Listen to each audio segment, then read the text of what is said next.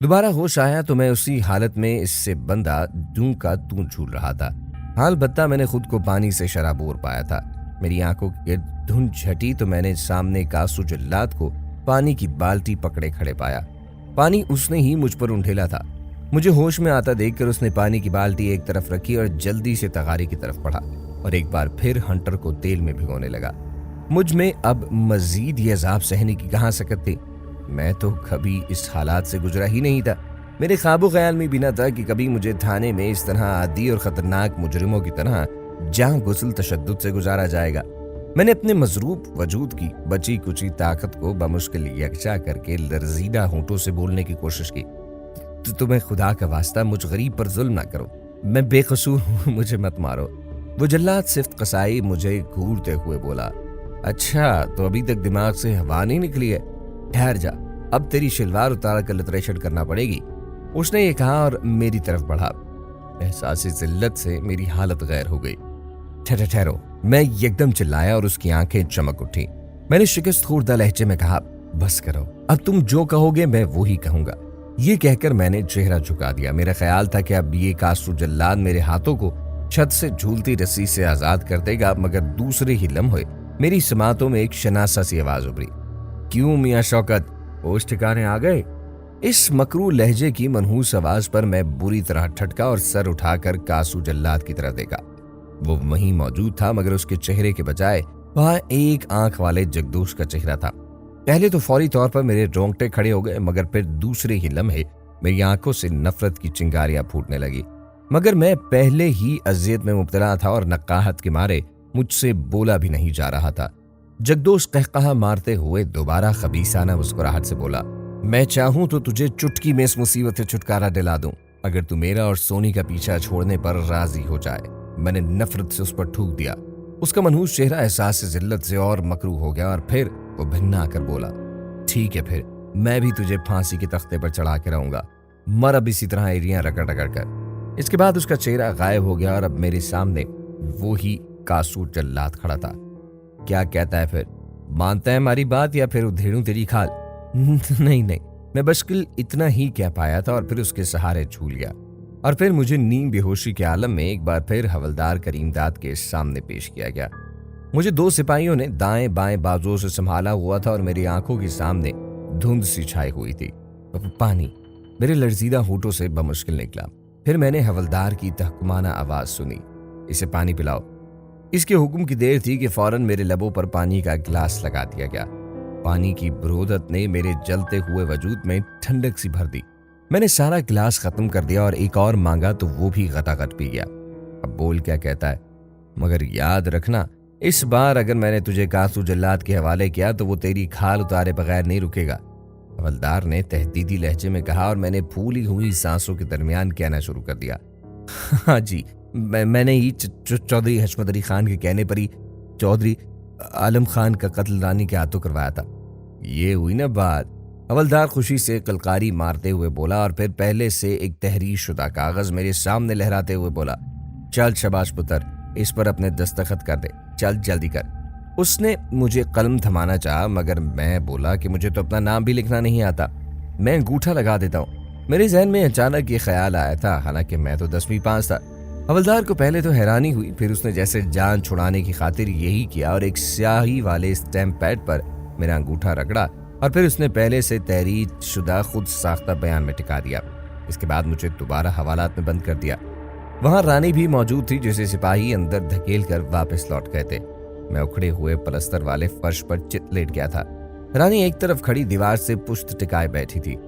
फिर उसे क्या हुआ, वो आहिस्ता आहिस्ता मेरे करीब से रकाई और नर्म लहजे में मुझसे बोली, देख शोके, मेरी बात मान ले, मत कर खुद पर इतना जुल्म। अगर तू जगदोश की बात मान लेता है तो तेरी इस मुसीबत से जान हमेशा के लिए छूट जाएगी। मैंने नफरत से उसे परे धकेल दिया, मगर बोला कुछ नहीं। वो एकदम जख्मी नागिन की तरह गुस्से से फनकार कर बोली, ठीक है, फिर मैं भी तुझे सोनी तक नहीं पहुंचने दूंगी, चाहे मुझे इसके लिए जगदोश के साथ साजबाज ही क्यों ना करनी पड़े। वो अपने दिल की भड़ास निकाल कर वापस अपनी जगह पर जाकर बैठ गई। मैं उसके अज़ाइम से अच्छी तरह वाकिफ हो गया था। इतने में मेरा ताया और पेश इमाम साहब का वही लड़का तुफैल अहमद मुलाकात करने आया। मेरी हालत ज़ार देखकर दोनों ही परेशान हो गए थे।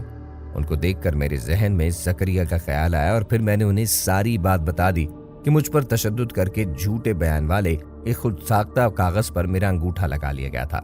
میں نے طفیل سے کہا، بھائی تو میری ایک مدد کر دے، کسی طرح چودھری حشمت علی خان سے یہ ساری بات کہہ ڈال، وہ ضرور ہماری مدد کرے گا۔ طفیل علی چند ثانیے سوچنے کے بعد بولا، ٹھیک ہے، میں چودھری حشمت علی خان کو اچھی طرح جانتا ہوں، پاس ہی کے نئے پنڈ میں رہتا ہے وہ، میں ابھی اسے سازش سے آگاہ کرتا ہوں۔ وہ دونوں چلے گئے۔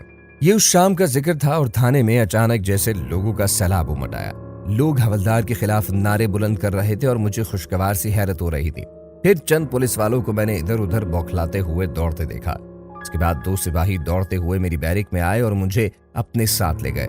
تھانے کے برآمدے اور احاطے تک سر ہی سر نظر آ رہے تھے، وہ سب مشتعل نظر آ رہے تھے۔ ان لوگوں کے ہاتھوں میں ڈنڈے، لاڑکے اور بعض کے پاس تو رائفلیں اور بندوقیں بھی نہیں۔ چند لوگوں کو چھوڑ کر یہ سب کسی اور ہی گاؤں کے لگتے تھے۔ بار طور مجھے حوالدار کریم داد کے کمرے میں پیش کیا گیا اور وہاں ایک لمبا تڑنگا اور ٹھسے دار شخص کھڑا نظر آیا۔ اس نے سر پر بڑا سا مکلف ترے دار پگڑا پہنا ہوا تھا۔ سردی کی مناسبت سے اس نے بے داغ نرم شلوار قمیص کے اوپر نفیس قسم کی سیاہ شیروانی پہن رکھی تھی جس کے بٹن سنہری لگے ہوئے تھے۔ پاؤں میں تلے دار دیسی کھسا تھا۔ اس نے گولڈن رنگ والی سٹک بھی پکڑ رکھی تھی، حالانکہ وہ ساٹھا باٹھا تھا۔ مونچھیں بھی گھنی اور بچھو کے ڈنک کی طرح دونوں نوکیں اٹھی ہوئی تھی۔ ہولسٹر بھی اس کی بغل سے جھول رہا تھا۔ وہ 3 مسلح ہواری بھی اس کے قریب کھڑے تھے۔ تایا اکبر خان اور پیش امام صاحب کا ہونہار بیٹا طفیل احمد بھی قریب کھڑے تھے۔ البتہ حوالدار کریم داد پریشان نظر آ رہا تھا۔ او پتر، تیرا نام شوکا ہے؟ آؤ جی چوئی صاحب، میں نے اس کے اپنائیت بھرے لہجے میں مہمی سی صورت بنا کر بولا۔ اور تجھے ڈرنے کی ضرورت نہیں ہے، صاف صاف بتا یہاں تیرے ساتھ کیا ہوا ہے۔ میں نے ساری حقیقت بلا کم و کاس سنا دی، جسے سن کر حوالدار کریم داد مجھے خشمگی نظروں سے گھورنے لگا۔ میں نے اندازہ لگایا تھا کہ لمبا ساٹھا باٹھا شخص چودھری حشمت علی خان ہی تھا۔ حوالدار، اب کیا کہتا ہے؟ اب تو بتا کہ تو نے مرحوم چودھری عالم خان کے بیٹوں سے میری گرفتاری کے لیے کتنے روپے لیے ہیں؟ چودھری حشمت علی خان نے نفرت سے حوالدار کو مخاطب کر کے پوچھا۔ وہی چودھری صاحب، ذرا ٹھنڈے پڑو، اس نے تو آپ کے خلاف بیان ہی دے دیا ہے۔ دیکھو، حوالدار کریم داد نے وہی خود ساختہ بیان اس کے آگے کر دیا اور اس میں میرا انگوٹھا لگا ہوا تھا۔ مگر چودھری حشمت علی خان نے انتہائی نخوت سے حوالدار کے ہاتھ میں پکڑا ہوا وہ کاغذ پرے جھٹک دیا اور غصیلے لہجے میں بولا، میں ایسے کئی بیان مارا ماری کروا کے لکھوا سکتا ہوں۔ تیرے سامنے شوکا کہہ رہا ہے کہ یہ بیان جھوٹا ہے اور اسے کاسو جلاد سے پٹوانے کے بعد زبردستی اس پر انگوٹھا لگوا دیا گیا ہے، جبکہ چودھری عالم خان کا قتل تو رانی نے کیا ہے۔ یہ بات تو عدالت میں ہی ثابت ہوگی چودھری حشمت علی صاحب۔ حوالدار کا جانے کس طرح روایتی اکھڑپن بیدار ہو گیا، مگر چودھری حشمت علی خان بھی کب نچلا بیٹھنے والا تھا۔ پوری طرح اسے گھور کر بولا، مجھے قانون پر آنے کی کوشش نہ کر حوالدار، تو نے عدالت سے ریمان لیے بغیر اس پر غیر قانونی انسانیت سوچ تشدد کیا ہے۔ ہم نے اپنے وکیل کو شہر سے بلایا ہے، وہ ایڈیشنل سیشن جج کی ایک تحقیقاتی ٹیم لے کر یہاں پہنچنے والا ہے۔ اب تو اپنی بیٹی کی فکر کر حوالدار کریم داد۔ چودھری حشمت علی خان کے لہجے میں حقارت آئی۔ میں نے دیکھا کہ حوالدار کریم داد کے چہرے کا رنگ یکا یک پھیکا پڑ گیا۔ پھر فوراً ہی اس منکار انسان نے اپنی کینچلی بدلی اور چودھری حشمت علی خان سے بولا، چودھری صاحب، آپ غصہ نہ کرو، آپ ہماری مجبوری بھی تو سمجھتے ہو نا، ہم پر کتنے لوگوں کا دباؤ ہوتا ہے۔ اس مجبوری کا کیا یہ مطلب ہے کہ تم کسی بے گناہ کو پھانسی چلا دو ہیں؟ چودھری حشمت علی خان نے ابلتی کھولتی آنکھوں سے اسے گھور کر دیکھا۔ کدھر ہیں وہ دونوں نیاز اور پرویز؟ ان کو ادھر لاؤ، میں خود ان سے بات کرتا ہوں کہ انہیں مجھ سے ایسی بزدلانہ حرکت کی امید کیسے ہوئی۔ یہ ٹھیک ہے، بعض زمینوں کے معاملے میں میرا ان کے پیو کے ساتھ تنازع چل رہا تھا، مگر اس کی جان لینے کا تو میں نے کبھی بھی نہیں سوچا تھا۔ بس چودھری صاحب، اب گل ادھر مکا دیو، میں شوکے کو چھوڑ دیتا ہوں مگر رانی کو نہیں چھوڑوں گا۔ حوالدار کریم داد بالآخر سپر ڈالتے ہوئے بولا۔ اس کے بعد مجھے چھوڑ دیا گیا، مگر تایا اکبر خان اپنی بیٹی رانی کی وجہ سے خاص سے پریشان ہو گئے تھے۔ مگر چودھری حشمت علی خان نے انہیں تسلی دیتے ہوئے کہا کہ وہ رانی کا کیس شہر کی عدالت میں منتقل کریں گے اور پھر وہاں ان کا وکیل رانی کا کیس لڑے گا۔ ان کی بات پر تایا کو ذرا تسلی ہوئی۔ میں اللہ تعالیٰ کا دل ہی دل میں شکر بجا لاتے ہوئے گھر پہنچا تو تائی میرے دوالے ہو گئی، لگی مجھے کوسنے پیٹے۔ ہر رانی کے تایا، شکر تمہارے لیے بڑا ہی منوس ثابت ہوا، میری پھول سی بچی کو پھنسا دیا اور خود بڑے آرام سے چھوٹ کر آ گیا۔ میں کہتی ہوں اس نمک حرام کو اسی وقت گھر سے نکال دو۔ تایا کیا کہتا، وہ خاموش رہا، مگر اس دن کے بعد سے میرا اس گھر میں رہنا دو بھر ہو گیا۔ تائی روز مجھ سے لڑنے جھگڑتی، وہ مجھے روٹی بھی نصیب نہیں ہوتی تھی، फिर ताए के खामोश रवैये ने भी मुझे समझा दिया कि अब मेरा इस घर में रहना नामुमकिन था। फिर एक रोज मैं अपना मुख्तसर बोरिया बिस्तर समेट कर रुखसत होने लगा। ताई ने मुझे रोकने की भी कोशिश नहीं की। कुछ ऐसा लगता था जैसे वो भी ताई के वरगलाने में आ गए और मुझे ही रानी के जेल जाने के जिम्मेदार समझ रहे थे। मैं सीधा पेश इमाम साहब की इजाजत से मस्जिद में आ गया। पेश इमाम मौलवी तमीजुद्दीन साहब ने मुझे अपने हुजरे में ही एक कोना रहने को दे दिया था। रानी का केस शहर की अदालत में चल रहा था। फिर एक रोज मैंने सुना कि रानी जेल से छूटकर घर आ गई। उसी रोज ताया मुझे लेने आ गया। चल पुत्र, मैं तेनू लेन आया वा, उन्होंने प्यार से कहा और मैंने एहतरामन कहा, नहीं ताया, मुझे देखकर ताई की तबीयत खराब हो जाती है। तू हमारा बेटा बन जाएगा तो फिर रानी की माँ कभी तुझे कुछ नहीं कहेगी। मगर मैं रानी से शादी नहीं करना चाहता, मैंने दो टोक लहजे में कहा। मैंने देखा कि ताई के चेहरे का रंग यकखलत बदल गया। फिर वो बड़ी रुखाई से ये कहकर चल दिए कि फिर तू इधर ही ठीक है। मेरे होठों पर तल्ख मुस्कुराहट फैल गई। मैं अब मस्जिद में रहने लगा था, मगर चंद दिनों बाद ही पेश इमाम साहब ने भी मुझे इशारे कनाए में यहाँ से भी जाने का कह डाला था। उनकी भी मजबूरी जायज थी। जाहिर है मैं यहाँ चंद दिन तो गुजार सकता था, मगर मुस्तकिल नहीं। एक रोज सोनी का बदनसीब बाप मुराद आ गया। उसे मेरे बारे में सब मालूम था। वो मुझे अपने घर ले गया। उसका गम अब तक ताजा था। मुझे उसने सोनी का ही कमरा रहने को दिया था, जहां उसकी तस्वीर टंगी हुई थी। उसने मुझे अपना बेटा बना लिया था। मैंने उसे पुरजोश अंदाज में पूरी तसल्ली दी थी कि मैंने जगदोश की बदनगरी पहुंचने के रास्ते का खोज लगा लिया है और मैं एक न एक दिन सोनी को लेकर आऊंगा। पुत्र, मैं तेरी बात कैसे मानूं? वो मायूसी से बोला। सोनी को तो मैंने अपने हाथों से कब्र में उतारा है। वो तो बेचारी मनो मिट्टी तले दब गई। इस बार भी मैं ये गौर करने लगा था कि आखिर फिर वो कौन थी जिसे मुराद ने कब्र में उतारा। मैंने बहुत जोर दिया जहन पर, मगर मेरी समझ में ना आया। अब तो बस मेरे सर पर एक ही धुन सवार थी कि किसी तरह उस काली बाउली में दाखिल हुआ जाए।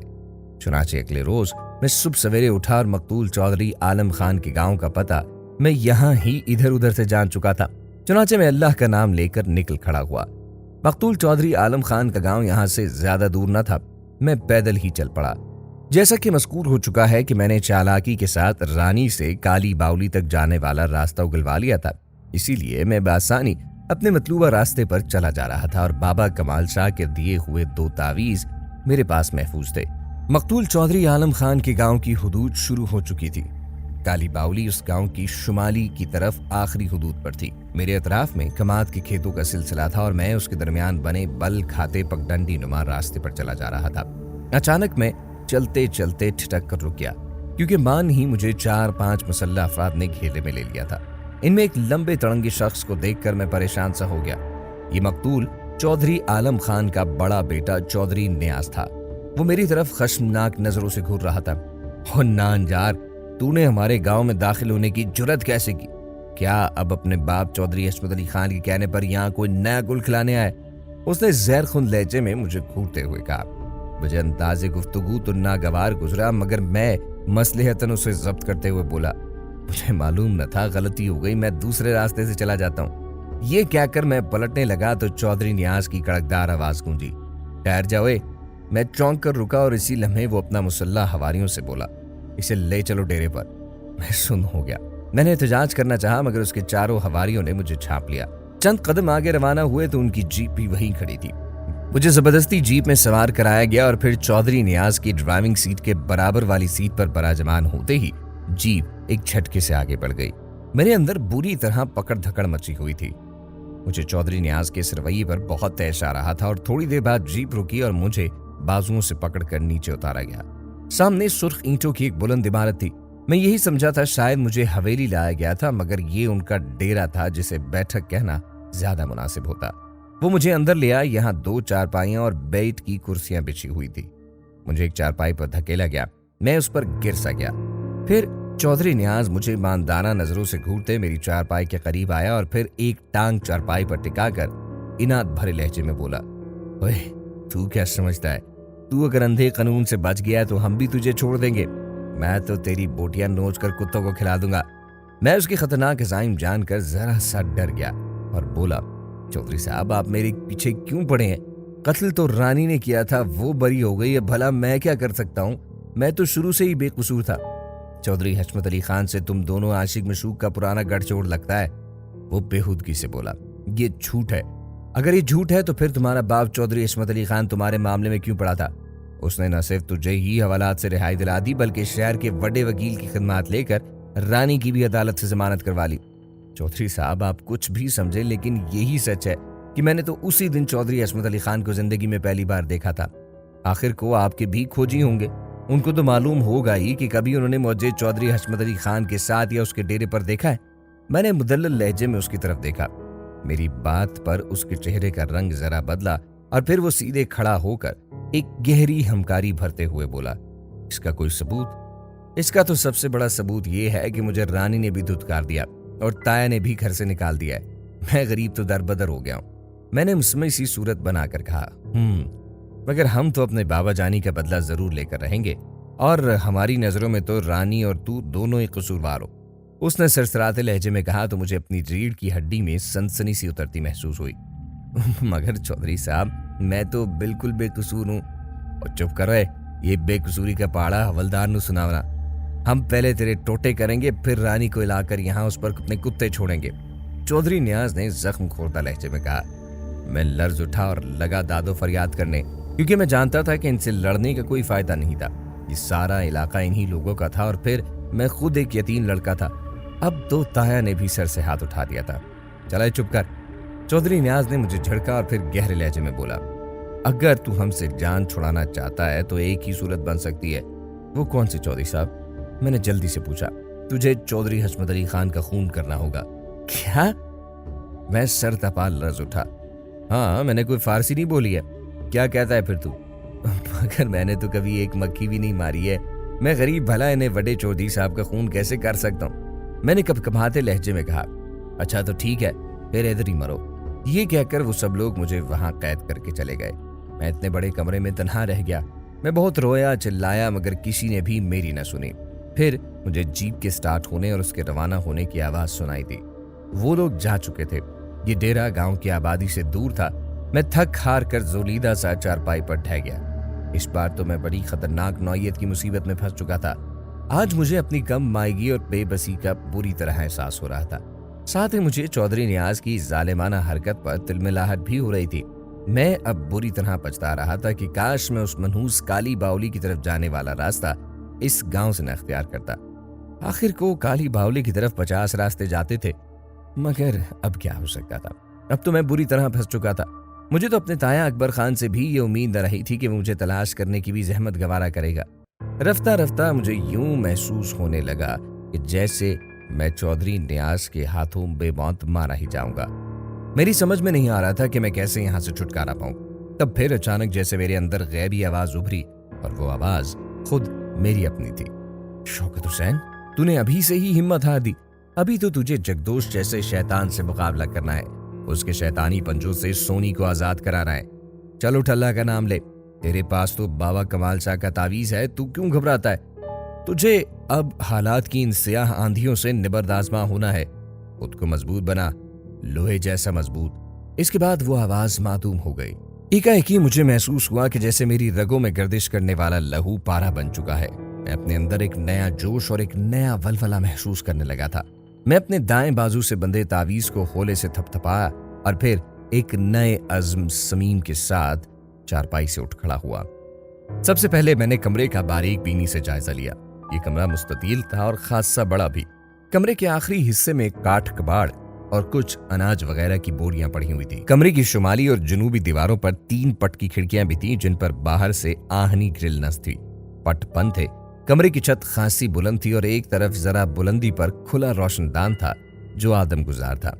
मैंने सोचा कि अगर मैं किसी तरह रोशनदान तक पहुंच भी जाता तो दूसरी तरफ मुझे छलांग लगानी पड़ती, और इतनी बुलंदी से तो छलांग लगाने का मैं तसव्वुर भी नहीं कर सकता था। मैं फिर दरवाजे की तरफ बढ़ा जो बाहर से बंद कर दिया गया था, और कोई बईद नहीं कि मुकफ्फिल भी हो। मफर की कोई राह मुझे सरेदस्त सुझाई नहीं दे रही थी। मैं थक हार कर चारपाई पर गिर सा गया।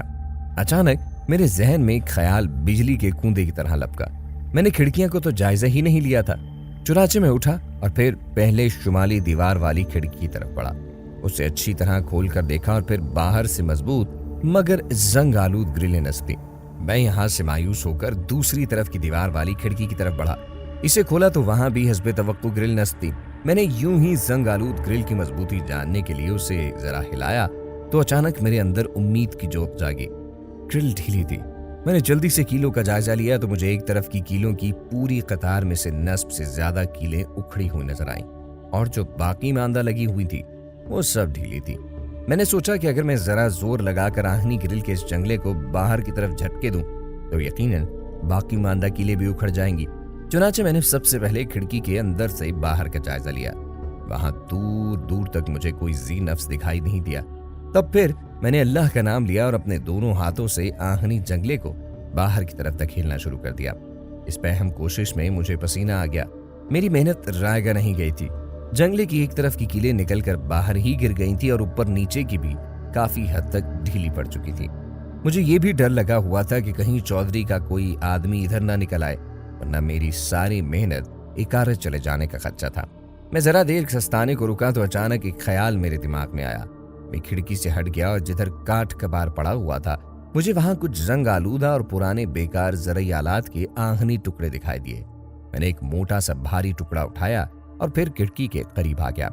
फिर उस आहनी राट को मैंने जंगले के उखड़े हुए हिस्से में फंसाकर अड़ीसा दिया तो पूरा जंगला ही एक तरफ को झूल गया।